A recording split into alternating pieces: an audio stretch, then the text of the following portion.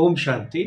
आज है आदरणीय मोहिनी बहन जी का स्मृति दिवस और उनके स्मृति दिवस पर उनके साथ में बिताए हुए कुछ पलों को मैं ईश्वरीय परिवार के साथ में, दैवी परिवार के साथ में शेयर करना चाहता हूँ। अपने नाम के जैसे ही मोहिनी दीदी बड़े ही आकर्षक स्वरूपा, बड़ी ही मोहक स्वरूपा थी। मैंने अपने पिछले वीडियो में आप सभी को आदरणीय बड़ी दादी जी अर्थात प्रकाशमणि दादी जी के साथ में बिताए हुए कुछ पलों को इस चैनल पर शेयर किया है। उसकी लिंक भी डिस्क्रिप्शन में दी है, जिस किसी ने नहीं देखा है ज़रूर देखिएगा। तो मैं आप सभी को बता रहा था कि आदरणीय दादी जी के साथ में जब मेरा संबंध आया तो उनके साथ साथ सबसे ज़्यादा अगर मैं किसी के करीब रहा होगा तो वो है आदरणीय मोहिनी बहन जी। मेरे उनके साथ अनुभव मैं आपसे शेयर करूंगा, लेकिन उसके पूर्व मोहिनी बहन जी के कार्य के बारे में थोड़ी जानकारी हम लोग लेंगे। आदरणीय मोहिनी बहन जी बड़ी दादी जी के साथ में इस सारे यज्ञ के कारोबार को संभालते थे और प्यारे बाप दादा ने आदरणीय मोहिनी दीदी जी को यज्ञ की ऑफिशियल संदेशी के रूप में स्थापित किया था। अर्थात बड़ी दादी जी को भी अगर बाप दादा से कोई संदेश लाना हो तो मोहिनी बहन जी के द्वारा उस संदेश को लाया जाता था, पहुंचाया जाता था। उस समय के अनेक लोगों को सदगुरुवार का वो दृश्य जरूर याद आता होगा जब मोहिनी बहन जी मुरली के पश्चात संदेश लाने के लिए बैठते थे और बाबा से वो सुंदर सा संदेश लेके आते थे और बड़े ही चाव से यज्ञ उनके मुख से बाप दादा ने भेजे हुए संदेश को सुना करते थे। मैं नहीं समझता मोहिनी बहन जी कद काठी में, शारीरिक उनकी हाइट में 4 फुट 1-2 इंच से ज़्यादा होगी, लेकिन जितनी ही उनकी हाइट छोटी थी उनके कार्य की व्यापकता उतनी ही विशाल थी। ऐसे कितने ही प्रसंग है जहां आदरणीय मोहिनी दीदी की कार्य कुशलता का हमें परिचय मिलता रहता था। इतनी बड़ी संस्था के अंदर क्या कुछ नहीं होता रहता है, कहीं ना कहीं कुछ ना कुछ समस्याएं, अप एंड डाउन्स आते ही रहते हैं। तो आदरणीय प्रकाशमणि दादी जी की ढाल बन करके मोहिनी बहन जी कार्य करती थी। आदरणीय बड़ी दादी जी अर्थात प्रकाशमणि दादी जी के पास पहुंचने तक वह समस्याएं निराकरण हो चुकी होती थी या उन पर निश्चित रूप से निर्णय हो चुका होता था। इतनी विशाल संस्था को चलाते हुए, सूत्र संचालन करते हुए कहीं भी मैंने कभी भी मोहिनी बहन जी को अपना आपा खोते हुए नहीं देखा, डिस्टर्ब होते हुए नहीं देखा। वो किसी भी समस्या का निराकरण जब करती थी, निर्णय जब लेती थी, तो बड़ी ही शांति से ही उन समस्याओं के ऊपर में वो निर्णय लिया करती थी। एक बार का प्रसंग मुझे याद है, दादी कॉटेज में मैं ऐसे ही बहन जी को मिलने गया था और उसी समय में यज्ञ से कोई समर्पित भाई था जिसे उनके डिपार्टमेंट के हेड ने घर भेजने की सिफारिश की थी और वो भाई थोड़ा सा एग्रेसिव होकर के बार बार दीदी के सामने मुझे फिर से यज्ञ में ही रहना है, इस बात को अपील कहिए या फिर कहिए कि बार बार इस बात को वो कहते जा रहा था।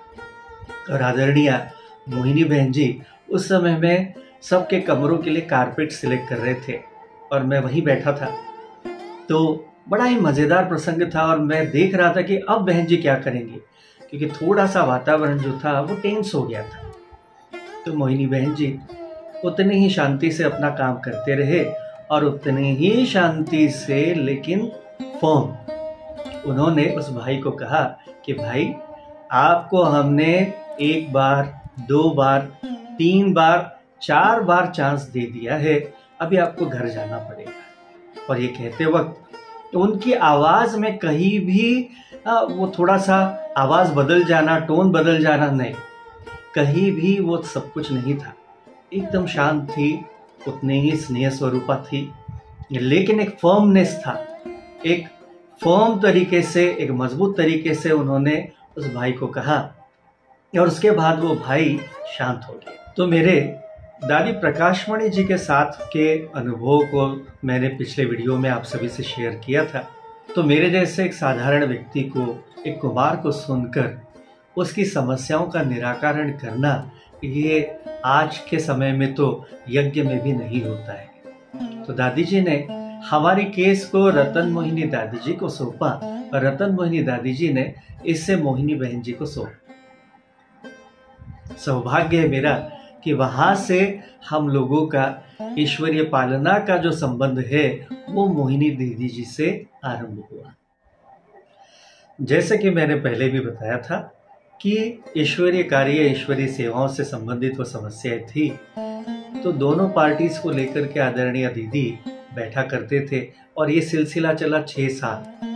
ऐसे नहीं कि उन्होंने तुरंत डिसीजन दे दिया, नहीं, 6 साल तक ये सारा सिलसिला चला, मीटिंग्स होती रही और फिर लास्ट में आदरणीय मोहिनी बहन जी ने, आदरणीय बड़ी दादी जी ने हम लोगों का कनेक्शन मधुबन से डायरेक्ट कर दिया। लेकिन इस घटना से एक बात समझ में आती है कि किसी भी विषय पर निर्णय लेने से पहले उस व्यक्तियों को, उससे संबंधित व्यक्तियों को आदरणीय मोहिनी बहन जी ने पूरा चांस चेंज होने के लिए, परिवर्तन करने के लिए दिया।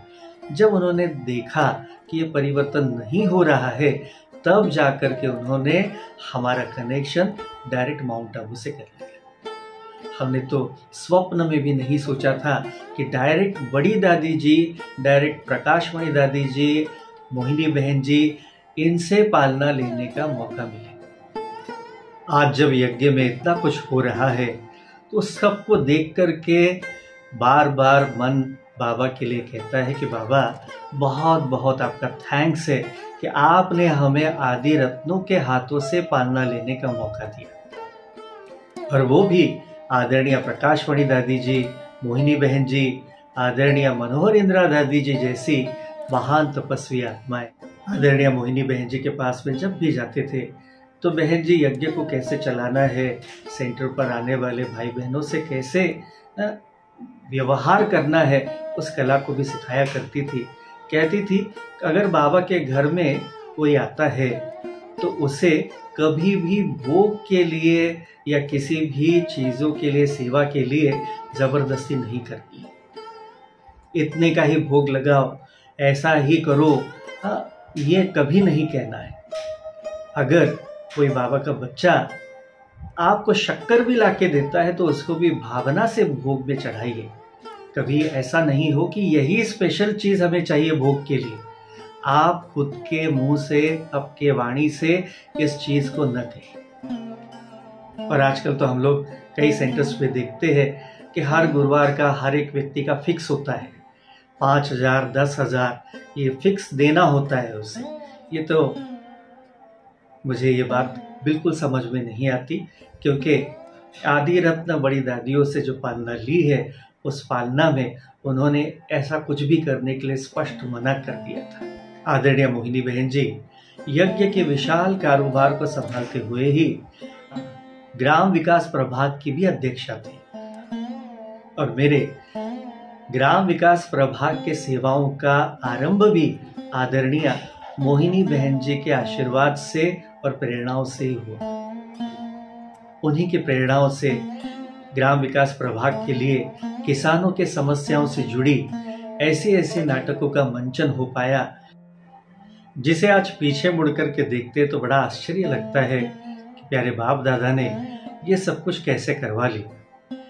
तो आदरणीय मोहिनी बहन जी, आदरणीय राजू भाई जी, सरला दीदी जी, इन सब का प्रेम आशीर्वाद ग्राम विकास प्रभाग की सेवाएं करते हुए मिलता रहा और ग्राम विकास प्रभाग में लगभग 10 से 12 बड़े बड़े विशाल नाटकों का मंचन इस दौरान मधुबन में शांतिवन की स्टेज पर हो पाया।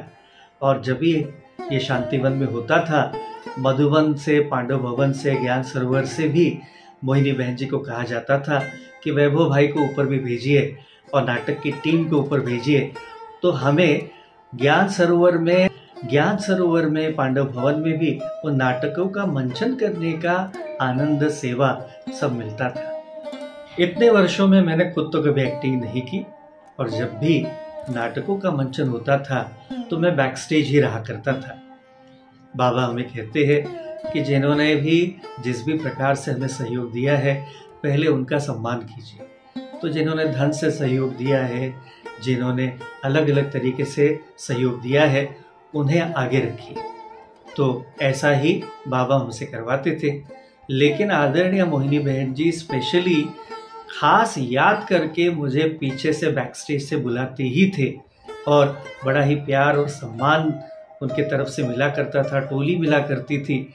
उनके सम्मान से भी ज़्यादा उनका स्नेह, प्रेम और उन्होंने दी हुई टोली, ये घटनाएं जब मैं आप सबसे शेयर कर रहा हूँ तभी ऐसा लगता है कि जैसे मेरे आंखों के सामने वो सारी घटनाएं हो रही हैं। बड़ा ही स्नेह से वो टोली हमें दिया करती थी और बहुत ही प्रेम से, बड़े ही स्नेह से, एकाग्रता से वो पूरा समय वहीं बैठ करके नाटकों का मंचन देखा करती थी। आदरणीय मोहिनी बहन जी अमरावती भी आए थे।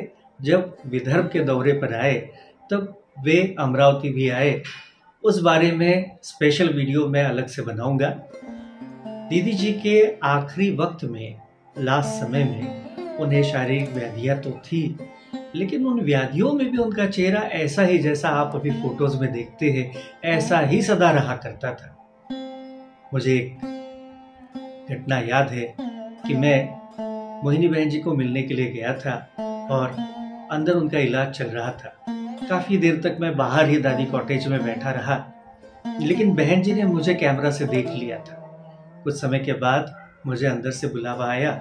मैं अंदर गया तो उन्हें ऑक्सीजन का मास्क लगाया हुआ था, काफ़ी कुछ चीज़ें लगाई थी और उस स्थिति में भी तो उन्होंने मेरी चिंता जो है उसको भांप लिया और मुझे कहा कि चिंता मत करना, आदरणीय मुन्नी बहन जी है और वो आपके तरफ देखेगी। सेंटर ऐसा ही मधुबन से कनेक्ट रहेगा और आपको सदा मार्गदर्शन मिलता रहेगा। खैर, ऐसा नहीं हुआ। उनके जाने के पश्चात बहुत कुछ चीज़ें ऐसी हुई जिसे मैं यहाँ आप सभी से शेयर नहीं करना चाहता हूँ और उसका कारण भी नहीं, क्योंकि मुझे किसी प्रकार की कोई शिकायत नहीं। मुझे भगवत गीता के इस महावाक्य पर अटूट विश्वास है, जो हुआ बहुत अच्छा हुआ, जो होगा वो भी बहुत अच्छा होगा और जो हो रहा है वो भी बहुत बहुत अच्छा। मैं सौभाग्यशाली हूँ, पद्मा पदम सौभाग्यशाली हूँ कि मुझे ऐसी महान आत्माओं के अंग रहने का मौका मिला है। बहुत सारी यादें हैं, लेकिन थोड़े समय में कुछ महत्वपूर्ण बातों पर मैंने आप सबसे चर्चा की। ये ऐसे महारथी होकर के गए हैं जिन सब से हम लोगों ने प्रेरणा लेनी चाहिए और हमारे जीवन में भी ऐसा श्रेष्ठ पुरुषार्थ करना चाहिए जो बाबा ने हमें कहा है, जिसे बाबा कहते हैं कि आपसे सारा विश्व जो है सदा प्रेरणा लेता रहे। ओम शांति।